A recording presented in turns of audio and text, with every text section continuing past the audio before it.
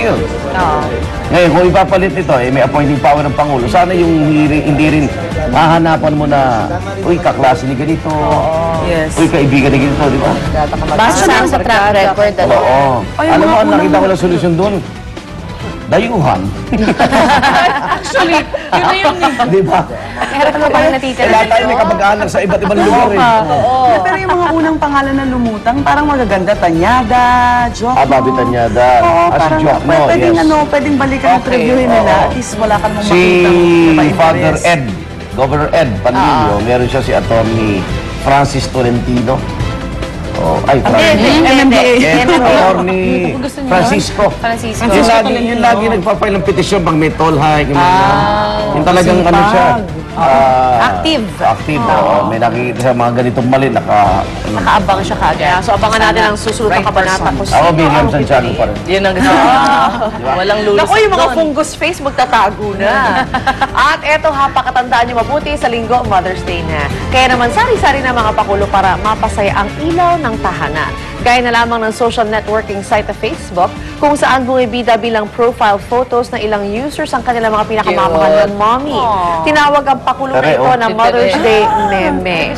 Nagsimula raw ito sa isang status message na humahamon sa mga Facebook users na ilagay ang litrato ng kanilang mga nanay bilang profile picture hanggang magdaan ng Mother's Day. At kapag nagawa na ito, i-repost ang status para mabasa rin ng iba. Marami naman ang tumugon sa gimmick na ito at merong nag-post ng solo picture ni nanay at meron din naman kasama ang kanilang mother dearest. Uy, gawin nga natin yan mamaya. Gawin natin yan. Happy Mother's Day sa aming mga nanay, Mami Sue. At dahil araw na po ng nanay sa linggo, meron tayong maagang Mother's Day surprise para sa kanila. Kaya ito na ating hinandang servisyo Totoo Fair para sa mga masisipag na nanay ng Barangay Silangan, Quezon City. Kasama ang isa pang kabilib-bilib din na ina, Maring Susan. Advance Happy Mother's Day, Ate Sue! Hi! Advance Happy Mother's Day sa inyo lahat yan. Siyempre kay Igan, advance Happy Father's Day. Ayan. At dahil sa linggo na nga po ang pagdiriwang ng Mother's Day, meron po tayong serbisyong totoo dito sa Barangay Bagong Silangan kung saan 150 mothers po ang bibigyan natin ng serbisyong totoo. Kabilang po dito sa bibigyan natin serbisyong totoo yung kanilang libreng blood and sugar check at saka ang vital signs. At syempre, ang isa sa pinakamahalaga sa mga nanay, magkaroon po ng breast check-up. Ayan, laban po iyan sa breast cancer. So, yan po yung ilan sa mga serbisyong medical na bibigay natin dito. And of course, bibigyan din po natin sila ng serbisyong totoo sa pamamagitan ng mga livelihood o mga kabuhayan na maaari nilang gawin habang sila ay nasa kanilang mga tahanan. Yan. May mga nagsisimula na po dito mga livelihood seminar at talaga namang nakakatuwa yung mga nanay dito sa Barangay Bagong Silangan, yung mga na-invite natin para dito sa ating serbisyong totoo dahil maaga silang gumising dahil talagang excited sila dito sa ating inihandang serbisyong totoo in celebration ng ating Mother's Day sa darating na linggo. Kaya mamaya, papakita ho natin sa inyo kung paano ang magiging takbo ng ating pagbibigay ng libreng blood and sugar check, vital signs at itong breast check-up. Gayun din ang ating mga livelihood seminars para ho sa ating mahal na nanay. So, wag ho kayong aalis, tutok lang ho kayo. Back to studio po tayo. Okay. Uy, minelcome nyo na ba itong ating Princess of Wales? Pakita mo na, pakita mo. Sinalo ko. First time mo sa unang hirit after ng coverage. First time. Congratulations.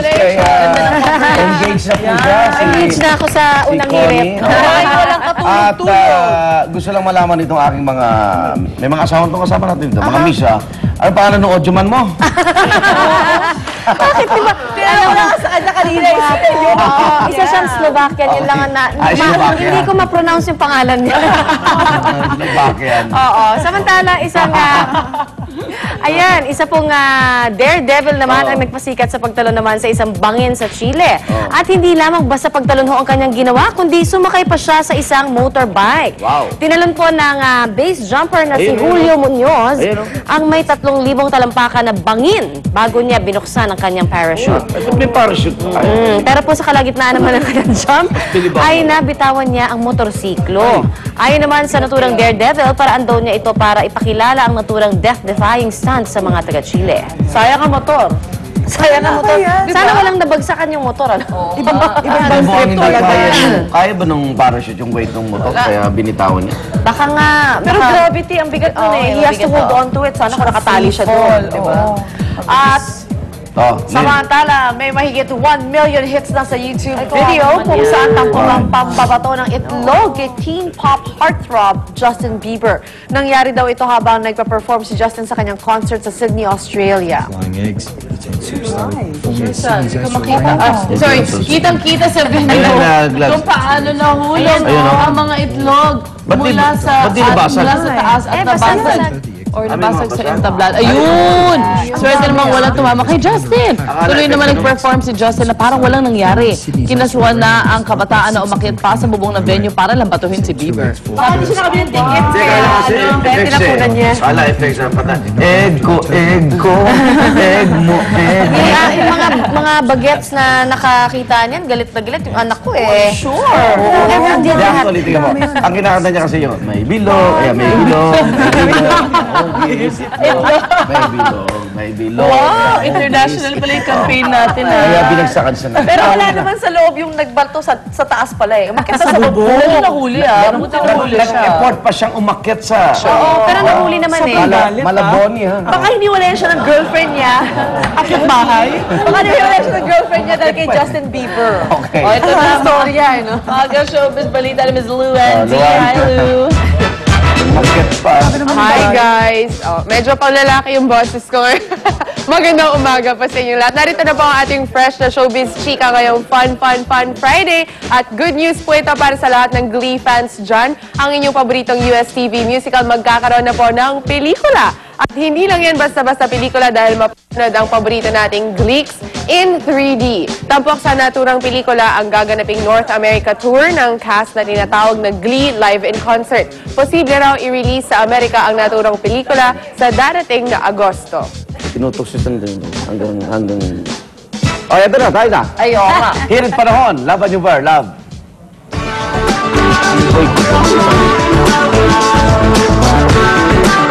Maraming salamat, Igan at Bagyan. Happy Mother's Day sa aking pinakamamahal na nanay na si Nanay Lydia. Eto na po mga kapuso, mula sa Pag-asa, meron pong namumong sama ng panahon. Yan po ay nasa 170 km east of Catbalogan City.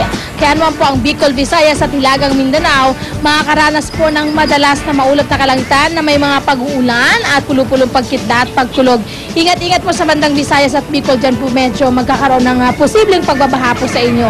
Ang Metro Manila naman po at ibang parte ng Timog, Luzon at Mindanao, pagkakaroon ng bahagyang kaulapan at may mga kalat-kalat na mga pag-ulan. At ang ating pong sunrise, 5:32 ng umaga. Ang ating pong sunset ay 6:13 or 14 ng hapon. Narito naman po ang mga temperature and weather conditions sa iba pang bahagi ng Pilipinas. Tandaan niyo po mga kapuso, sa kahit ano pa mang hamon ng panahon, manatiling alerto at mahinahon. Back to studio. Sa mga daddy dyan naman pagkatapos yung manood ng laban ni Pacquiao at mostly sa linggo, huwag nyo naman kalimutan na Mother's Day din ang araw na yan. Kayo din baka magtampo ang inyong mga minamahal at nanay at misis. Kaya bakit hindi nyo sila dalhin sa malapit lang na getaway katulad nito na discover namin sa Cavite. Tara at makiswimming na tayo doon with Monica at Arn. Good morning, guys. Arn. Good morning, guys. Hi, Miss Lynn, and of course, sa lahat dyan sa studio, good morning din. Good morning, Art. Good morning, mga kapuso. Ayan, fun Friday na naman nga tayo. And syempre, ibig sabihin yan, bakasyon ngayong weekend. Pero hindi po ordinary ang ating weekend ngayon dahil nga isa-celebrate lang naman natin ang araw ng isa sa pinaka-importanteng tao sa ating buhay, ang ilaw ng mga tahanan. Walang iba kundi ang ating mga ina. So, Happy Mother's Day sa lahat ng mommies dyan. So, mommies sa studio, Happy Mother's Day. At yun nga, para sa mga gustong magbakasyon, Arn, at gusto i-treat ang kanilang mga mothers, pumunta tayo sa isang bakasyonan dito po yan sa Cavite. Tama ka dyan, Mon. Alam mo ba? Meron din kaya akong nanay. At makikiselebrate din ako sa special day na to. Andito po tayo ngayon sa Water Camp, Kawit, Cavite. At ililipot namin kayo sa iba't ibang videos na makikita dito. Oh, Wow, di ba? talaga, Ang Art, may dami. nanay ka. Mamaya sabihin mo sa akin sinong nanay Papakilala mo. ko kayo. Tapos mamaya nga mga kapuso, ayan, itutour po namin kasi iba't ibang mga facilities dito. So nakita natin may mga pools both for kids and for adults. Meron din silang mga slides. So mamaya isa-isahin po natin yan. And of course, meron tayong inihandang challenges. Meron. A challenge, I Ayan. think, sa ating mga kasamang mommies today, kasama ang kanilang mga kids. Kaya tutok lang mga kapuso sa ating early party for Mother's Day. Dito po yan sa Unang Hirit. Balik mo na sa studio!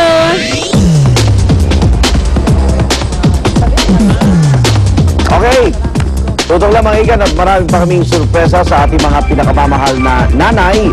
Dito lang yan sa ating official Summer Tambayan sa umaga. Ito ang Unang Hirit! Hirit ang saya-saya sa unang hirit, unang hirit, unang hirit. Manggulat ka. Unang hirit, unang. Pag parang 3 times a second na yung sneezing, I can tell. It's an allergy